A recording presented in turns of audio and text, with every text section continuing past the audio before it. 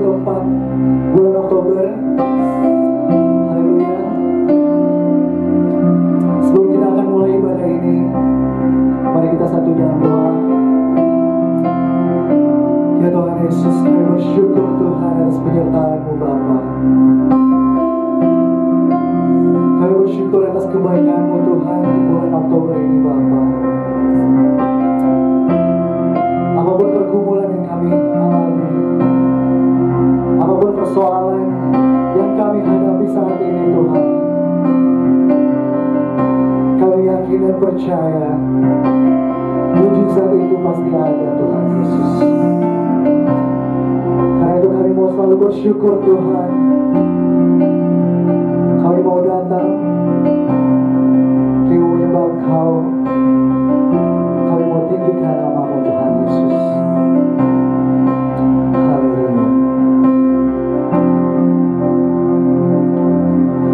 Tangan Tuhan tak kurang panjang untuk selalu menolong hidupku. Telinganya tak kurang tajam untuk mendengar seruan hatiku. Ada mujizat dalam bersyukur. Engkau tempat perlindunganku Tuhan. Imanku tetap teguh dalam-Mu. Ku menang bersama-Mu. Mari Bapak Ibu, dengan seluruh hati sama-sama kita nyanyikan.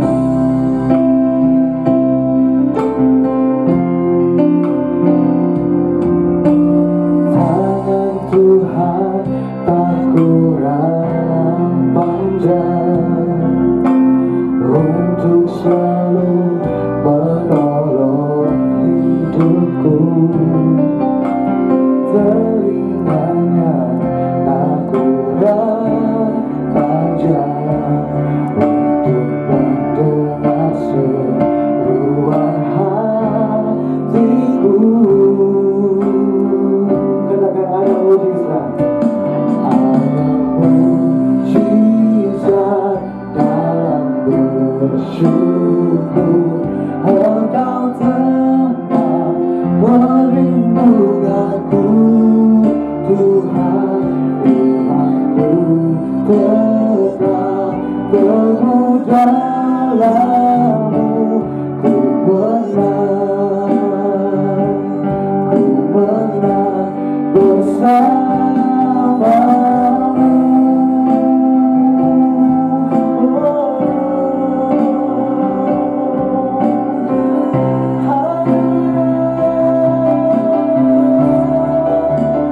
Semua mujizat itu nyata.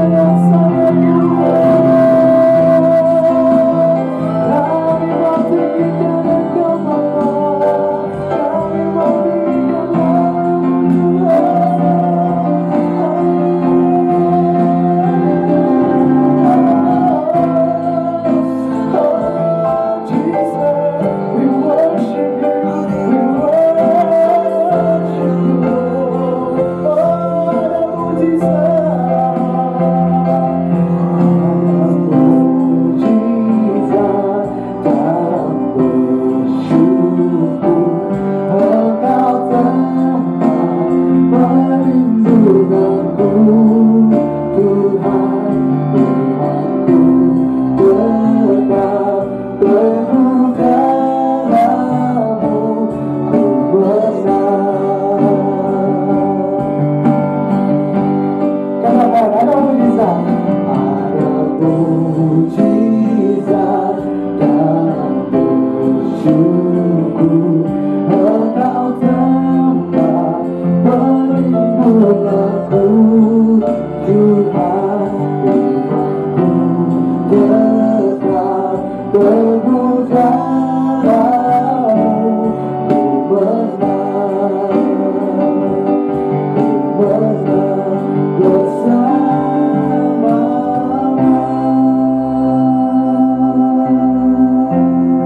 Beri sorak-sorai bagi Tuhan kita. Haleluya,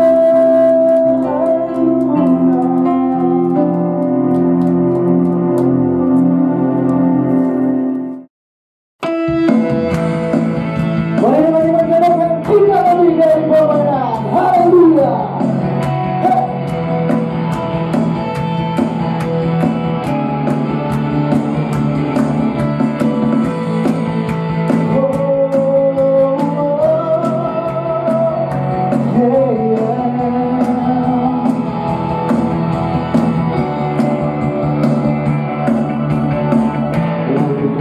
Pembentang dalam segala perkara, yang bisa dikalahkan oleh kuasa ganaga. Jika Allah di pihak kita, siapa dapat melawan? Kita lebih dari pemenang. Lagi, kita lebih dari pemenang. Lebih dari pembentang dalam segala perkara, yang bisa dikalahkan.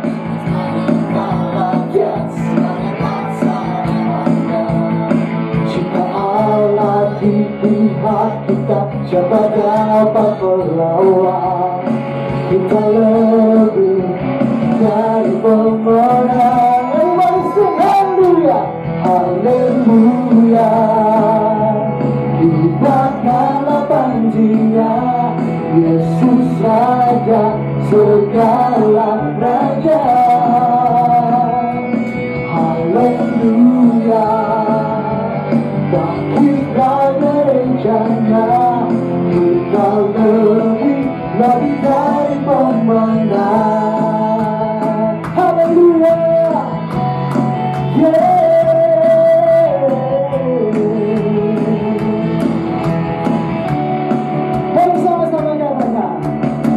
Lebih dari pembentang dalam segala perkara, yang bisa dikalahkan oleh kuasa ganaga. Jika Allah di pihak kita, siapa dapat melawan? Kita lebih dari pemenang. Oh, haleluya. Bangkitlah panjinya Yesus Raja segala raja.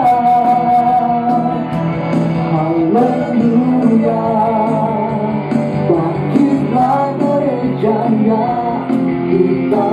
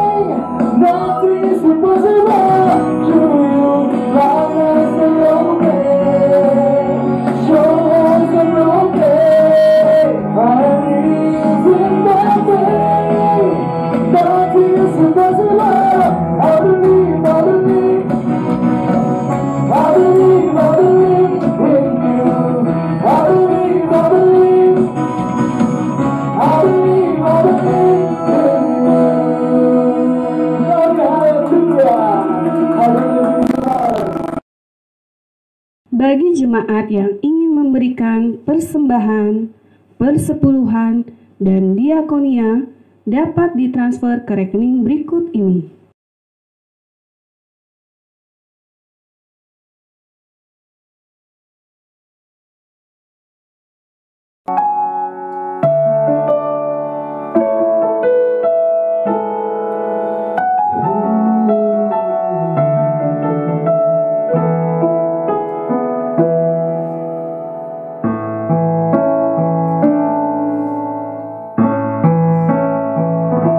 Kau Bapa yang mengasihiku, kuasa-Mu memulihkanku, hati yang baru Kau berikan untukku dapat melihat rencana-Mu indah bagiku. Kau ada di setiap jantung, hatiku haus dan lapar akan Engkau. Kaulah segala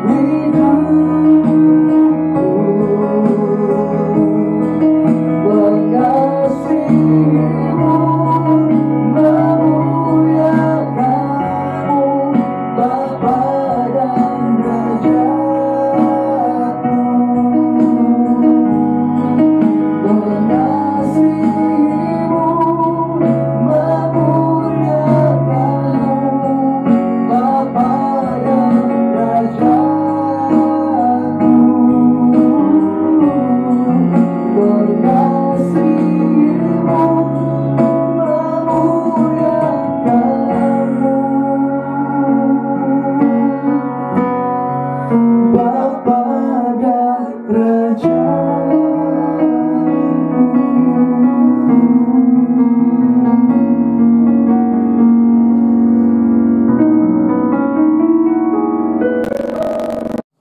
Shalom Bapak Ibu, selamat pagi.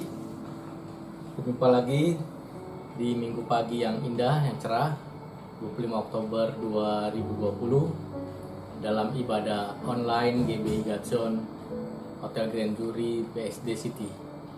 Sebelum kita mulai ibadah firman Tuhan, mari kita satukan hati, kita mau berdoa.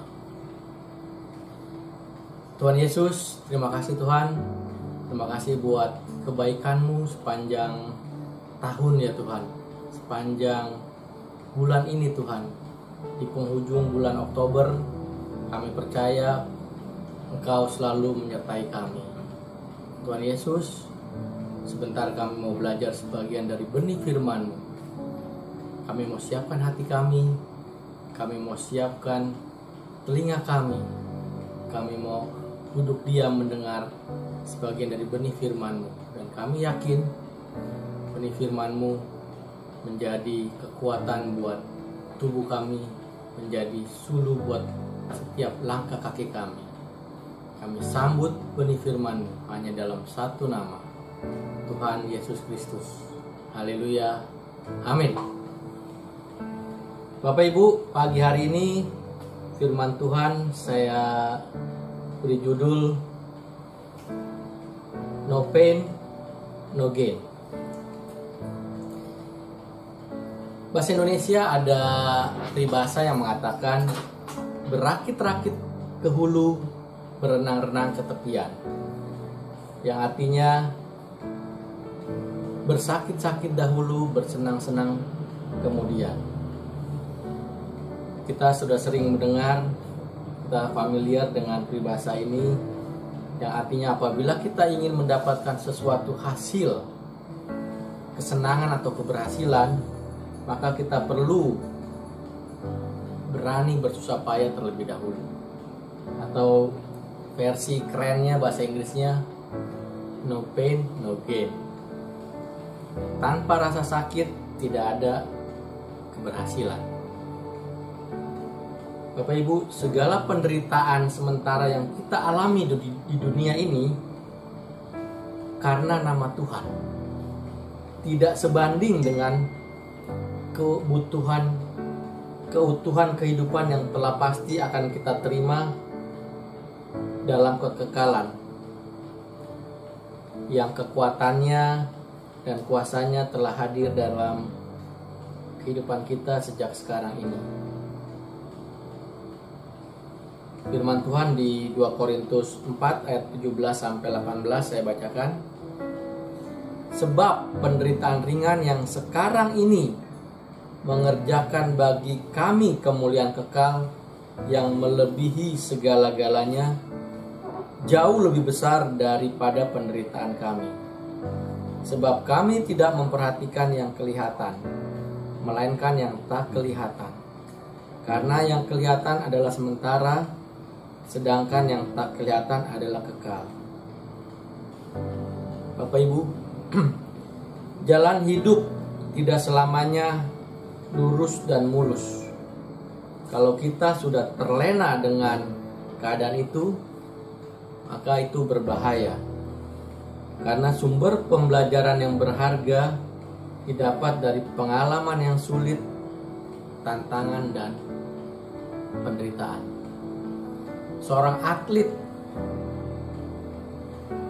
bila dia ingin menjadi juara, maka dia akan berlatih lebih keras dibanding yang lain. Dia akan berusaha lebih dibanding yang lain bila ia ingin menjadi juara. Nah, begitu pula kehidupan kita. Bila kita mau hidup kita lebih baik, ada harga, ada proses yang harus kita jalani. Ya. Kadang Tuhan memberi berkat melalui cobaan. Ya.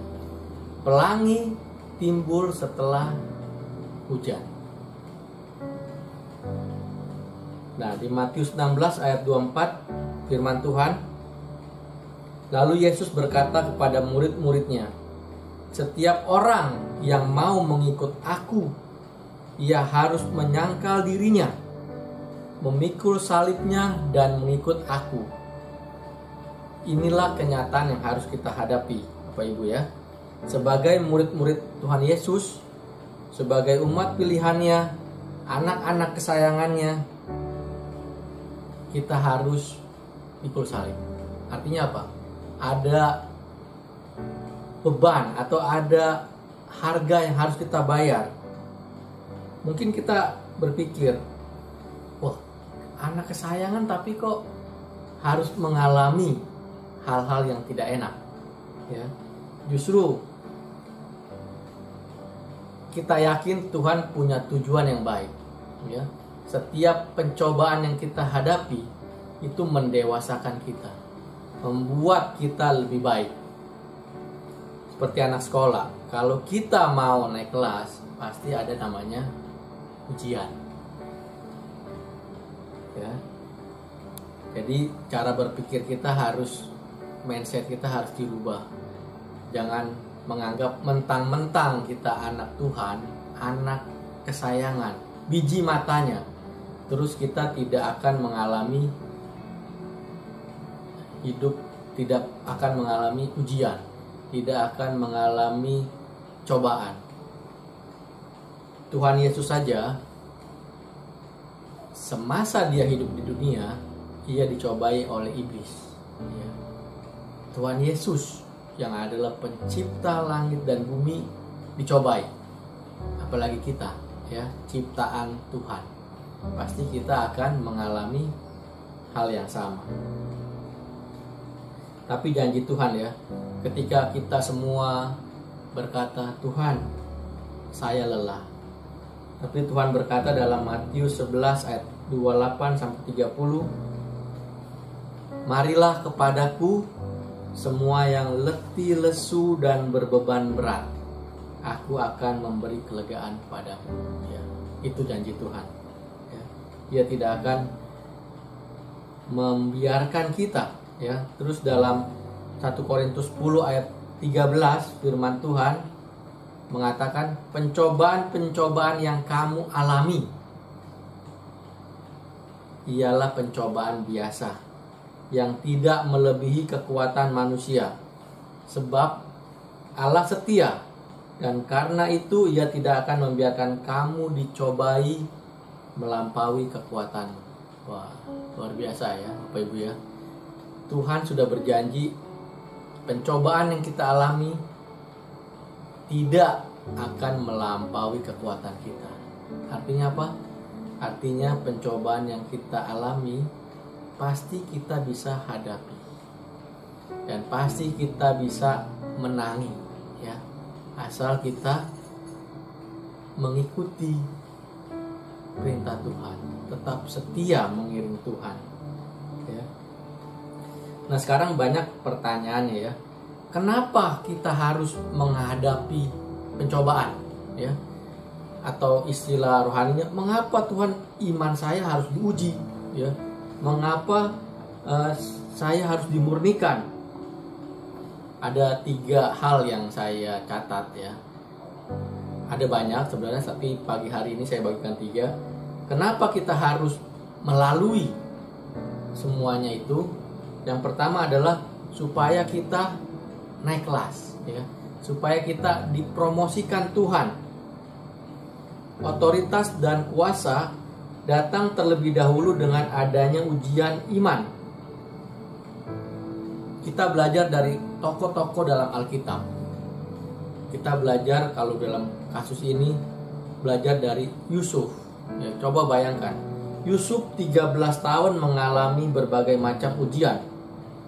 Dia ditolak, dia dibenci, dia direndahkan, dia dibuang, dia difitnah, dan bahkan dia dilupakan.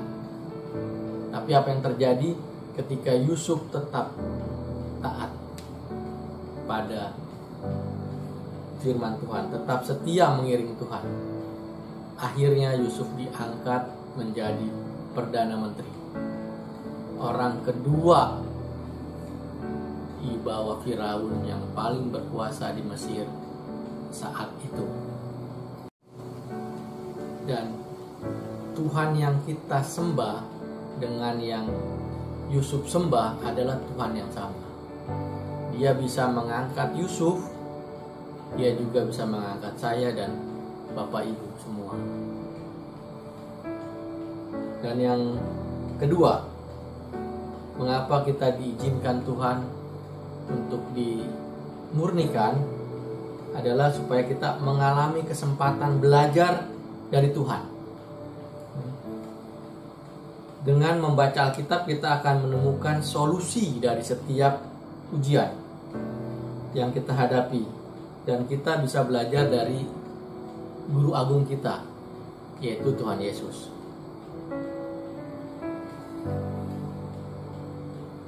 Tuhan Yesus dicobai waktu di dunia dan ia tidak pernah gagal, ya. Bahkan dalam Ibrani 4 ayat 14 saya bacakan, karena kita sekarang mempunyai imam besar agung yang telah melintasi semua langit, yaitu Yesus anak Allah. Baiklah kita teguh berpegang pada pengakuan iman kita. Ya, Bapak Ibu ya. Jadi Tuhan Yesus telah menang dari pencobaan dan ia menjadi imam agung kita. Dia adalah teladan kita. Dia adalah role model manusia yang hidup di dunia. Tuhan Yesus sudah memberi contoh, kita tinggal mengikutinya. Ya, jadi Bapak Ibu, jangan tanyakan kepada Tuhan apa yang akan Tuhan berikan kepada kita. Tapi tanyalah pada diri kita masing-masing, apa yang telah kita berikan buat Tuhan. Apa yang telah kita lakukan buat Tuhan. Dia yang sudah memberikan nyawanya buat setiap kita, yang tidak menyayangkan hidupnya buat kita. Apa yang sudah kita lakukan buat Dia, Sang Pencipta. Bapak Ibu, ketika kita mengalami pencobaan atau kita sedang dalam padang gurun, yang harus kita lakukan adalah jaga hati. Jaga hati kita supaya kita tidak sampai melukai orang lain. Jangan sampai kita berbalik dari Tuhan, atau yang ekstrimnya kita meninggalkan Tuhan. Jangan, ya. Kita harus jaga hati kita. Nah, dan saya ada sedikit cerita mengenai hati. Saya bacakan ya, kisah tentang garam, gelas, dan danau.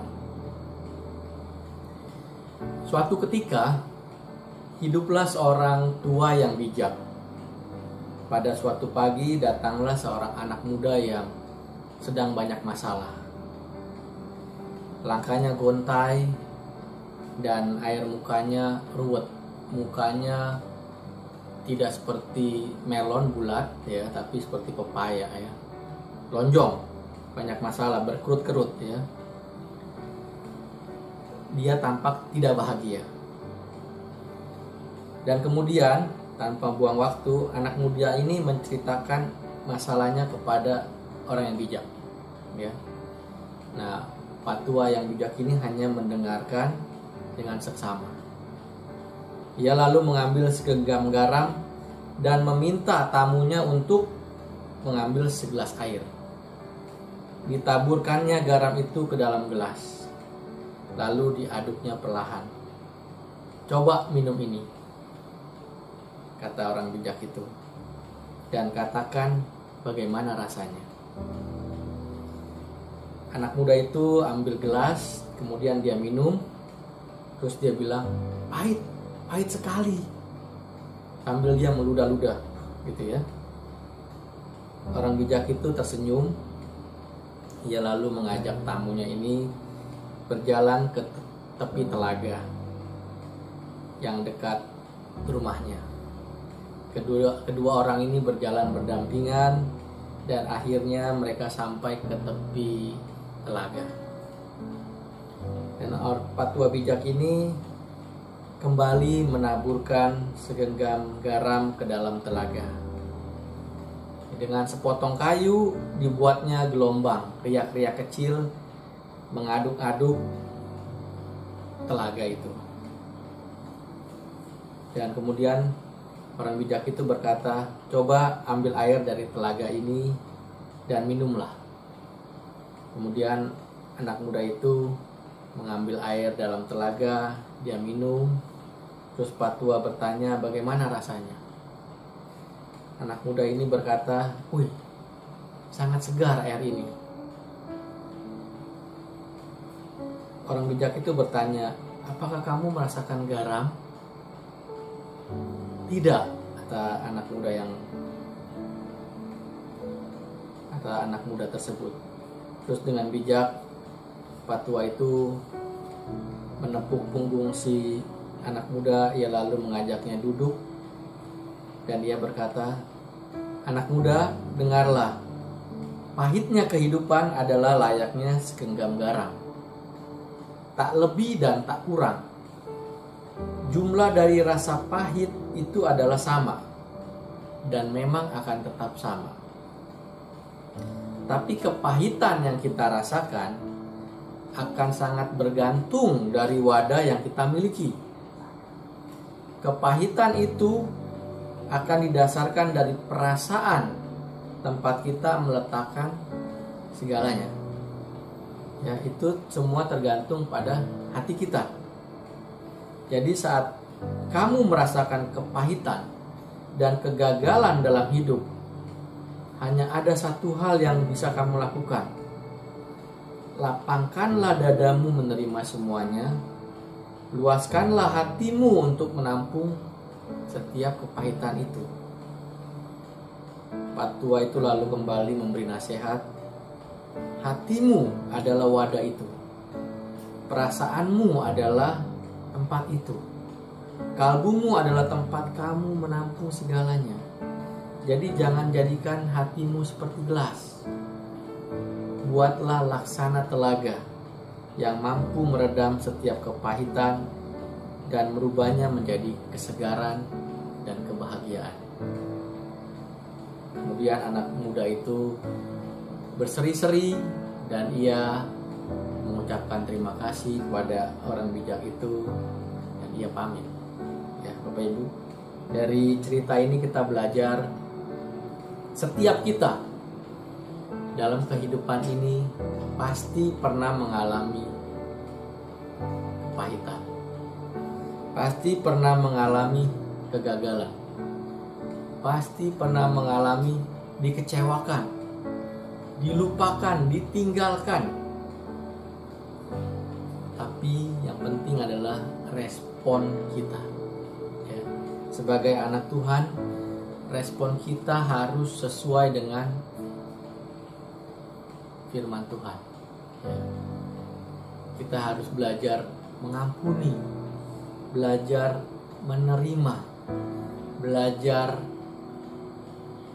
sabar, belajar rendah hati.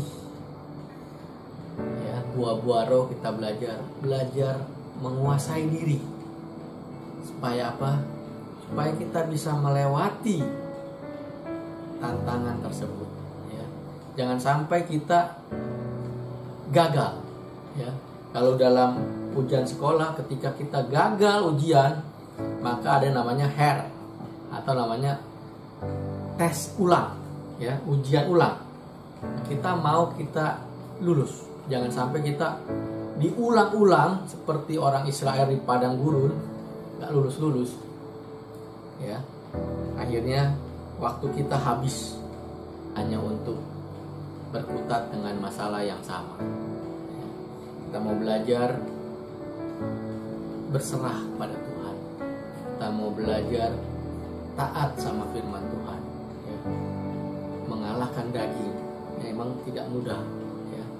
Tapi pasti bisa. Karena ketika ketika kita menyerahkan hidup kita dipimpin oleh Roh Kudus, maka pasti bisa melewati setiap tantangan. Yang ketiga, mengapa kita harus mengalami tantangan atau mengapa kita harus dimurnikan? Tujuannya adalah membuktikan kesetiaan Tuhan pada kita. Harus kita akui bahwa seringkali kalau dalam menghadapi masalah, yang tidak setia itu biasanya manusia, ya.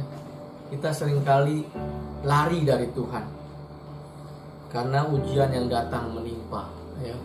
Tuhan, kenapa saya lagi, kenapa bukan dia, gitu ya. Tapi Tuhan tetap setia, ya. Sekalipun kita tidak setia, Dia Tuhan yang setia, ya. Ujian yang kita alami tidak mengurangi kesetiaan Tuhan terhadap kita. Dengan berbagai ujian yang kita alami akan terbukti apakah kita semakin dekat atau kita semakin jauh dari Tuhan. Firman Tuhan di 1 Yohanes 4 ayat 19 berkata, kita mengasihi Allah karena Allah lebih dahulu mengasihi kita. Ya Bapak Ibu, apapun yang Bapak Ibu alami hari-hari ini, jangan pernah menyerah, ya. Tuhan yang kita sembah, Tuhan Yesus, tetap setia, ya. Jangan pernah menyerah, ya. Mungkin saatnya belum tiba, tapi pertolongan Tuhan tidak pernah terlambat, ya. Selalu tepat pada waktunya. Waktunya Tuhan, bukan waktu kita, ya. Setiap pencobaan memberi kita kesempatan untuk mendekat kepada Allah. Jadi pencobaan yang kita alami hendaknya menjadikan kita lebih dekat kepada Tuhan, membuat kita lebih akrab, lebih intim dengan Tuhan. Kita baca ayat terakhir Mazmur 126 ayat 5-6. Firman Tuhan, orang-orang yang menabur dengan mencucurkan air mata menuai dengan sorak-sorai.